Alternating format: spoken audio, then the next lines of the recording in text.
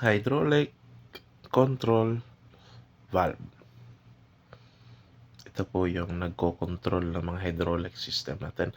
Boom up, boom down, clockwise, counterclockwise, toad, extend, lahat-lahat. Siya po. Pero bago natin yan simulan, kape muna. Kape ta guys, kay ato siya istoryahon nga maayo siya dali. Sa kabalota nga dili siya dali. Kay control ang problema. History sa track, unom ka bulan tambay, upat ka bumbag ibuto, unya ikaunom ata ko nga maayo ani. So upon troubleshooting, kuha na siyang line tracking guys. Gikan sa ilawom, gikan sa bomba, hantod maabot sa turret. Hantod nga naabot aning main valve guys or expansion valve. Hantod sa ato na siyang gi-check guys, and upon testing, tuluan ng solenoid wala nagagana.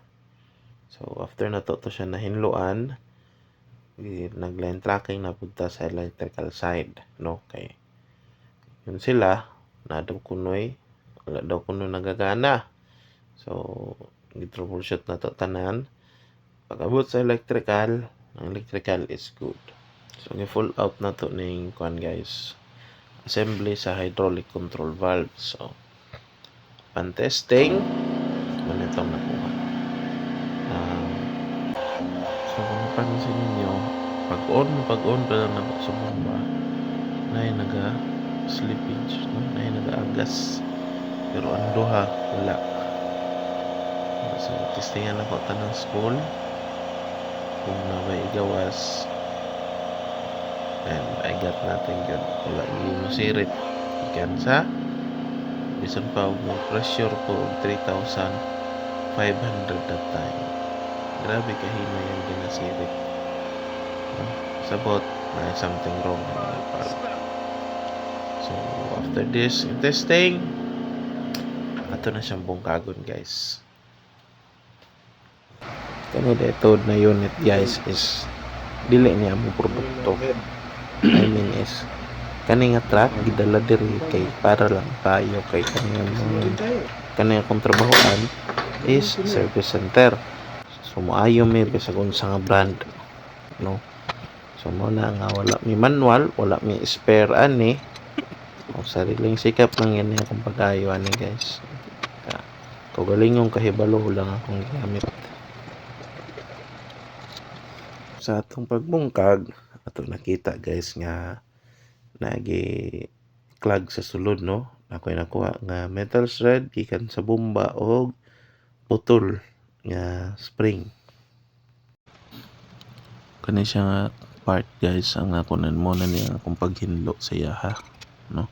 Ang katong spring o katong metal thread is isa lang to sa mga nakuha nako. Actually nakakuha ko sa sulod ani og upat ka metal thread, no? Ikaupat ang spring nga putol. Time lapse lang nato guys or fast forward kay medyo taas na siya nga proseso kay ang kaning control valve is kuan ka section. Upat. Ikalima ang supply o return. Ikaunom tong iyang tumoy, iyang last block. So mani fast forward na to siya. So kung gigamit diri paghinlo is baka naman worth, no? I know nga ano kung gigamit is dili gid siya pang hydraulic cleaner, no? Or control valve cleaner kay ang kanang word nga kung gigamit is for air mass flow sensor or map sensor, pang sensor yun na siya nga cleaner, no? Pero ganahan ko nga kana akong gamiton para mahinlo kay kanang pati asiti bitaw matanggal. So mahinlo gina ko siya and kusog siya pressure plus hanginan pa yun ako siya compressor. So after maghinlo sure ko nga di man 100% pero at least na ako sa 90 to 99% sure nga hinlo ang akong gitrabaho. Tapos nag-assemble na ko guys. Kasi matinga mo nganong na ko'y grasa. Gamit na ko ang grasa kay para ang kadtong bulitas, nana siya bulitas mong sa sulod. Igtaod na ko, dili mahulog. So ipapilit lang na ko siya. Mao na siya guys. Nahuman na gyud nato siya assemble. This is the second day para ani nga unit. Yung first day ani is grabe nga troubleshooting, no? Gikan sa lalom hantod naabot ko sa ibabaw hantod naabot ko ani niya. So ang problema ni nga unit is una dili mo gana ang upper controls which is kana siya mo na gadala, no? Mo na mo palihok sa mga boom, no? Ang ikaduha mangguba og bomba. Upat na daw ka bombang nagubaan sa 6 months nila nga pag-trouble. Thankful ta nga gitagaan ta nila sa pagsalig nga kubione nga unit, no? Gamay nga advice kung tagaan og mga ngani mga trouble ayon ninyo take nga kanang stress sa inyo pa. Ikalipay nga gitagaan mo pagsalig. Kana siya karon kita ninyo nagagana na siya guys, no? Ako na ni siyang taod niya. Before ani lang siya during testing. Hindi na siya masidlip. Before na ko ni siya gibungkag.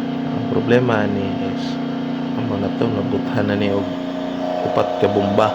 So ang uban nga parts nga gikan sa bomba, mga metal shred pati spring na ko spring ni sulod diha. Mo lang ang problema gyud niya. Pero tungod ato, siguro tungod ato or tungod sa kadaan sa unit kanang primero nga section kanang number 5 nakasulat nana siya slippage. Pag i-boom up nimo ang boom hinihinay og naog pero kung liho ko ng lever mo ang sekreto gyud ani guys. So may unit is maintenance, proper maintenance yun.